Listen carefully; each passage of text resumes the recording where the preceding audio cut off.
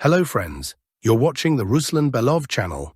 Today we will take a detailed look at the events unfolding in Ukraine as of November 2nd, 2025. The day has been packed with major developments, so let's not waste time and get straight to the point. We should begin with the statement made last night by Oleksandr Syrsky. According to him, Ukrainian forces continue to hold Pokrovsk and Mirnohrad. He stressed there is no encirclement or blockade of these cities. That is a rather bold claim, especially against the backdrop of reports coming directly from the Pokrovsk agglomeration and from Mirnohrad itself. It is also worth noting that in recent weeks, the chief of the General Staff of the Armed Forces of the Russian Federation has repeatedly commented on the situation in this area, stating that both localities, Pokrovsk and Mirnohrad, as well as Kupiansk, have already found themselves in complete operational encirclement and blockade. Thus, it is obvious that one side is not telling the full truth about the situation at the front. There is every reason to believe that the Ukrainian command is deliberately painting a rosier picture. Nevertheless, it is still too early to draw definitive conclusions. One thing can be said for certain. The battle for Pokrovsk and Mirnohrad is not just another engagement along the line of contact. It is a special, fundamental battle. It is a kind of duel between two military schools and two figures, Syrsky and Gerasimov. Their confrontation has long since gone beyond routine tactics. In this clash, it is not only about cities, but also about the fates of the commanders themselves. For one of them, this battle may well become the final step of a military career. We will watch how events unfold, but it is already clear this is not just a local skirmish, it is a personal confrontation between two military systems. Now let's move on to the past 24 hours. There truly is a lot of news, and as before, we'll start with the Pokrovsk agglomeration. First of all, it is worth recalling yesterday's operation by Ukraine's main intelligence directorate under the command of Kirilo Budanov. The footage has been widely discussed online: an airborne landing, drone strikes, helicopter maneuvers. However, it is still unclear how the operation involving the second helicopter ended. The first one was shot down, its fate is known, but where the second one went remains unknown. Some experts believe the mission's goal might not have been an attack or a deblocking effort, but rather the evacuation of high-ranking NATO officers or Ukrainian generals who had become encircled. It is possible that special forces were covering their extraction from the combat zone. There is another version as well, that the operatives were tasked with eliminating these individuals in order to destroy all evidence and prevent their identification. Such practices have been used before, so this possibility cannot be entirely ruled out. For now, however, it is impossible to draw firm conclusions. As for the battlefield picture, as of November 2nd, there have been fresh changes, primarily in the northern and eastern parts of Pokrovsk. In the evening, pro-Russian sources published footage showing Russian assault units advancing along the railway and consolidating in a specific building whose exact geolocation has been confirmed. Neutral analysts note that the entire strip along the railway line is already under full control of Russian forces. Taking these data into account, cartographers have made the relevant adjustments. On the map, you can now clearly see Russian units pushing deeper into the city. There are also updates from the northeastern part of the Pokrovsk agglomeration. We are talking about a small but important strongpoint on the northern edge of Pokrovsk, between Karmelyuka Street and Stepanabavkina Street. This area is still held by Ukrainian formations, but the situation there is changing rapidly. The Russian army has blocked the strongpoint from the north, advanced from the south, and now controls the intersection of the H32 highway and the railway. Judging by the situation, an assault on this strongpoint will begin soon, with the goal of pushing Ukrainian units further east toward Mirnohrad and completely cutting off possible withdrawal routes. If the Russian side succeeds in clearing the northeast of Pokrovsk, taking control of the strongpoint and the adjacent streets, this will effectively spell the end of the entire Mirnohrad agglomeration. In that case, Ukrainian troops will have no safe evacuation route left, especially if the Russian army holds Rodinska. Today's updates also concern Rodinsky itself. Pro-Russian sources have published footage of aerial bomb strikes on Ukrainian positions in the city center. After the video appeared, some mapping services adjusted their maps, but doubts soon followed, Several experts suggested the footage might be archival. Later, neutral observers added that the Ukrainian army had indeed carried out counterstrikes, inserting several infantry groups into the city to hold a foothold until the main forces could arrive. From this, two possible conclusions can be drawn. If the footage is recent, it means the Ukrainian side has begun the final stage of an attempt to break the Pokrovsk agglomeration out of encirclement, namely an assault on Rodinska aimed at restoring control over the T-0515 highway that connects Pokrovsk with Belitske and Dobropilya. If the footage is old, then the situation remains unchanged. The cities are sinking deeper into the ring. There is, however, a nuance. Despite the fact that most pro-Russian sources have already reported full control over Rodinska, the Ministry of Defense of the Russian Federation has not yet issued an official confirmation. This is noteworthy because usually it is the Ministry of Defense that announces the capture of settlements first, and cartographers adjust the maps afterward. Now we see the sequence reversed, which raises questions. Moreover, despite claims of a complete sweep of Rodinske, new videos from this area keep appearing. For example, footage from October 31st shows Russian drones striking Ukrainian equipment inside the city. Some experts again labeled the video as archival, yet the regular emergence of such recordings indicates that Ukrainian troops can still insert units there. This means Rodinska remains the key point, where the fate of not only Pokrovsk, but the entire Mirnohrad agglomeration is being decided right now. The main question is whether Ukrainian troops will be able to break out of the encirclement. There is no answer yet, and the situation remains extremely tense. In parallel, fighting continues around the so-called Shakhove pocket.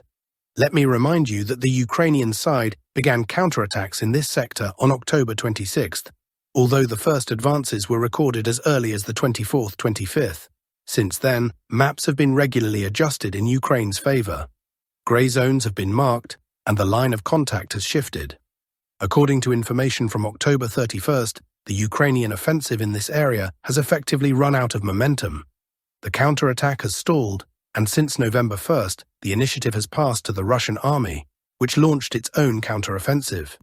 Its goal is to regain the lost positions, advance toward the settlements of Novoshakov, Ivanivka, and Volna, and reach Dorozhny in order to block Ukrainian garrisons in the areas of Zaporizhzhia, Sukhitsky, and Rodinske. The maps have changed again today, and if the Ukrainian side fails within the next 2 or 3 days to regain control over the T-0515 highway or to break through to Rodinske, then it will be impossible to talk about saving the entire Pokrovsk agglomeration. Kiev now has only a very small window of opportunity, literally a few days, while Russian forces continue counterattacks near Shakhove. If that time is lost, the ring around Mirnohrad and Pokrovsk will close completely. Russian units, according to a number of military analysts, have today completed the clearing of the village of Ro. At the same time, reports emerged that Ukrainian troops, unable to withstand the psychological pressure and continuous assaults, began a chaotic retreat northward across open fields from the direction of Sukhitsky Yar. This development is a serious warning sign, not only for the Ukrainian command, but personally for Alexander Syrsky. Everything indicates that the southern flank of the defense is on the verge of collapse. Earlier, this sector had been held by the 25th Airmobile Brigade of the Ukrainian Armed Forces. However, their positions became effectively isolated, and it seems that Syrsky's headquarters has already written them off. Attempting to withdraw across open terrain under constant surveillance and fire is a highly risky move.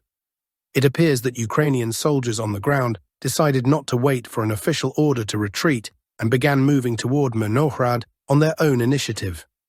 Russian troops, meanwhile, are advancing into the area of Sukhitsky Yar, carrying out clearing operations and inspecting abandoned positions. If the southern flank truly collapses, this will rapidly accelerate the entire process of encirclement and the fall of the Pokrovsk agglomeration.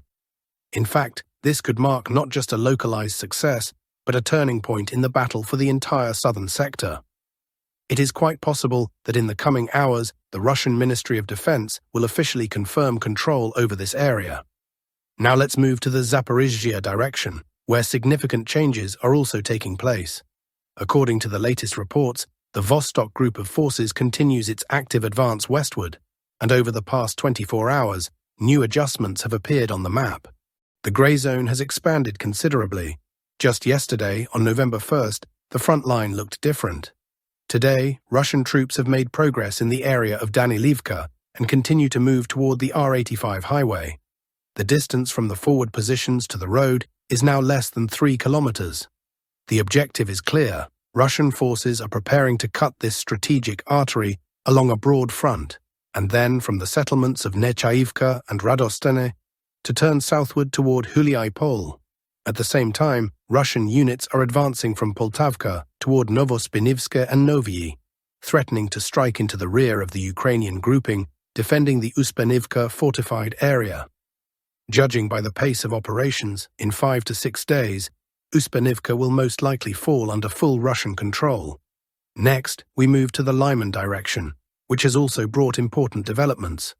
Over the past day, several video materials have been published and maps updated, showing that Ukrainian forces launched a counter-offensive in this sector.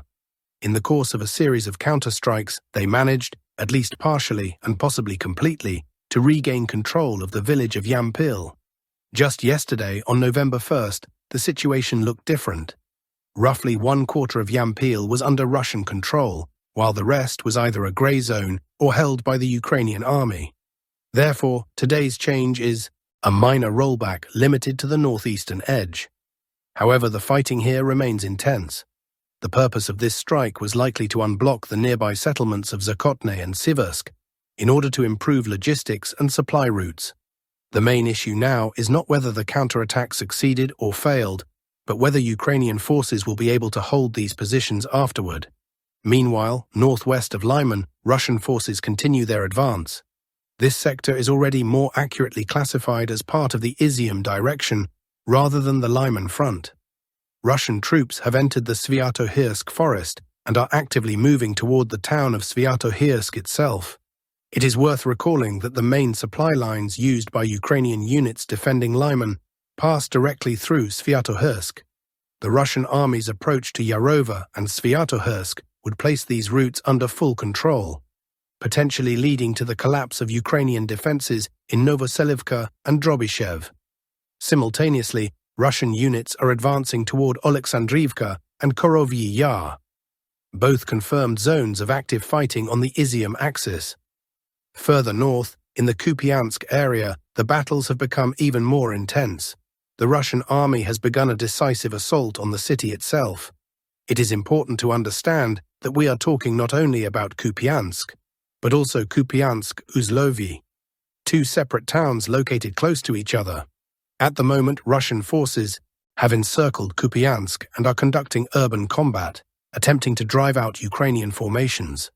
It is expected that the Russian Ministry of Defense will soon confirm control over Petropavlivka and Kurilivka. For now, there are only reports that clearing operations in both settlements are nearing completion, but no official statement yet. Nonetheless, mounting evidence suggests that Ukrainian troops are gradually withdrawing toward Kupiansk-Uzlovyi, seeking to remain as close as possible to the main evacuation routes. It is quite possible that in the coming days, an organized withdrawal of the garrison across the Oskil River will begin. However, this process will not be easy. In newly published footage, Ukrainian soldiers can be seen attempting to break out in a Toyota vehicle, but the car was destroyed by an FPV drone strike, leaving virtually no chance of escape. It is also worth noting that both sides continue to carry out strikes on each other's rear areas. Throughout the past night, there was an intense exchange of missile and drone attacks. Today, footage emerged from Tuapse, where, according to preliminary information, a drone or missile strike damaged infrastructure in the Russian Federation. The main impact reportedly hit port facilities along the coastline. And that's all for today's report, friends. Thank you for staying with us, supporting the channel, liking and subscribing. Take care of yourselves, and see you soon.